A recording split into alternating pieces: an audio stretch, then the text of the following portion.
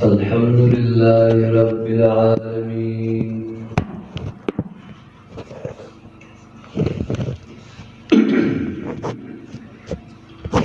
والصلاة والسلام على أشرف الأنبياء والمرسلين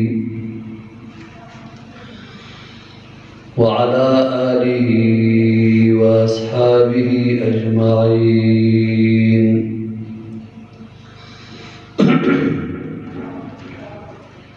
أما بعد فأعوذ بالله من الشيطان الرجيم.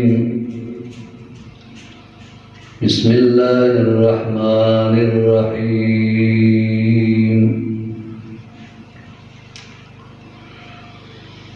الأخلاء يومئذ بعضهم لبعض عدو إلا المتقين. صدق الله مولانا العظيم.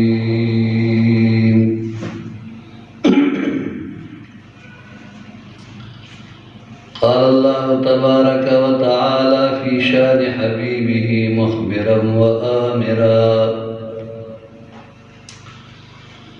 إن الله وملائكته يصلون على النبي يا أيها الذين آمنوا صلوا عليه وسلموا تسليما. اللهم صل على سيدنا مولانا محمد وآله وبارك وسلم عليه. صلاة وسلاما عليك يا سيدي يا رسول الله، وعلى آلك وأصحابك يا سيدي يا حبيب الله.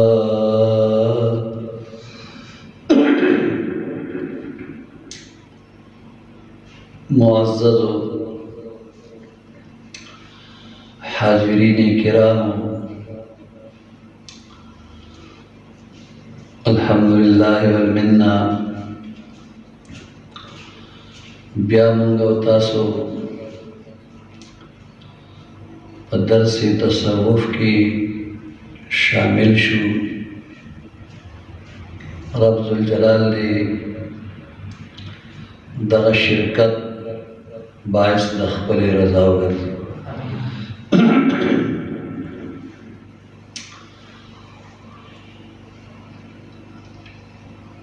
د رب ذوالجلال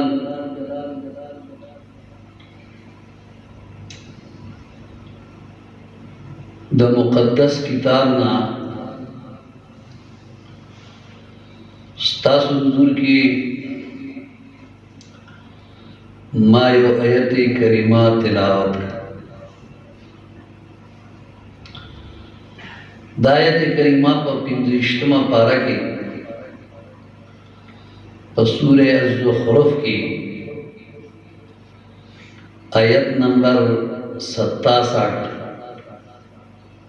اللہ رب الجلال فرمائی: الأخلاء يومئذ بعضهم لبعض عدو إلا المتقين.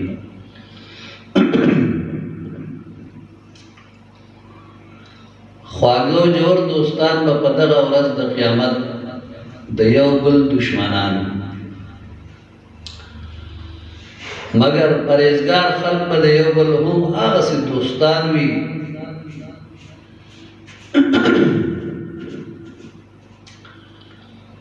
د خالق کائنات جل مجده هغه بندگان چې د چا د صحبت انسان ته په دنیا کې هم فائدہ ملاویږي او آخرت کې هم. دا د هغوی عظمت او رفعت اللہ تعالیٰ جل جلالہ په دې خپل کلام مبارک کې واضح طریقې سره بیان کړی.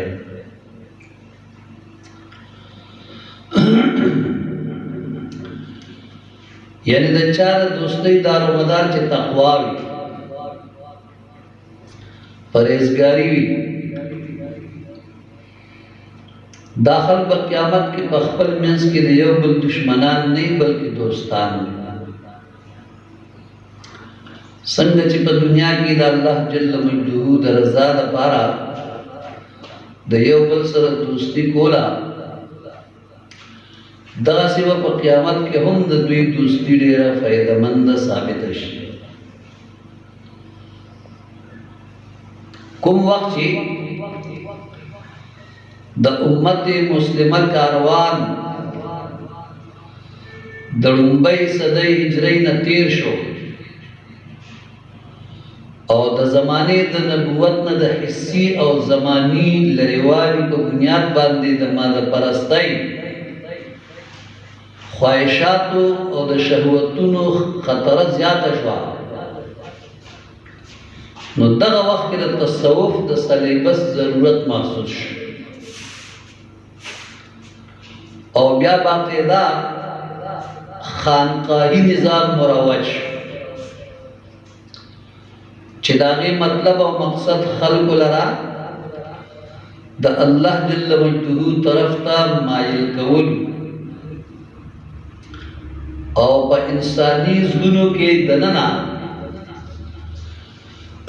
چې کوم د دنیا د محبتونو خطره ممکنه ښکارېده، د هغې مخې ته د بند اچولو کردار خانقاهي نظام ادا کړی. په دې باندې تاریخ ګواه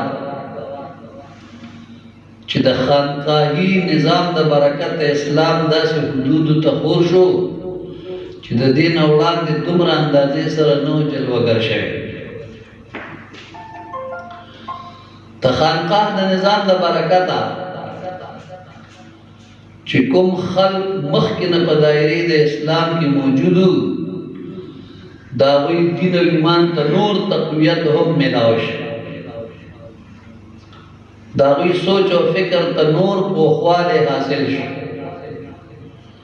او د هغوی کردار صفا او پاک پاتې شو. خانقاه د روحاني تربیتګاه نو ګرځېد،